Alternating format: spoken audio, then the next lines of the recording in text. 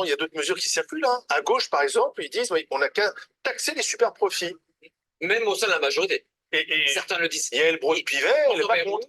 Moi, je dis, quand on est le pays au monde où il y a le plus de prélèvements obligatoires, on ne charge pas la barque. Oui, enfin, pour ceux qui seraient concernés, c'est quelques centaines de personnes, ça ne changera pas leur mode de vie. On ne charge pas la barque fiscale. En tout cas, on touche à ça avec beaucoup de prudence. Moi, je ne suis pas pour l'augmentation des prélèvements obligatoires parce qu'aujourd'hui, oui, M. Sauty, on peut baisser les allocations logement ou familiales, mais on ne touche pas à des super profits, super dividendes. Les super vous pouvez l'assumer, mais pour résumer, c'est les ça. super profits, ce sont des entreprises, ce sont des emplois. Encore une fois, moi, je veux qu'on valorise et qu'on soutienne le travail.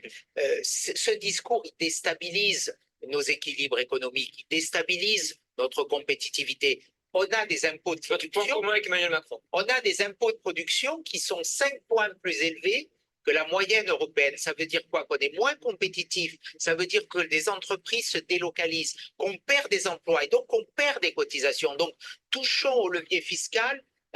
Toucher au levier fiscal, pour moi, aujourd'hui, est une faute, est une erreur. C'est même l'inverse qu'il faut faire. Il faut qu'on favorise le pouvoir d'achat par le salaire. Il faut qu'on favorise le pouvoir de produire par la baisse des charges qui pèsent sur les entreprises.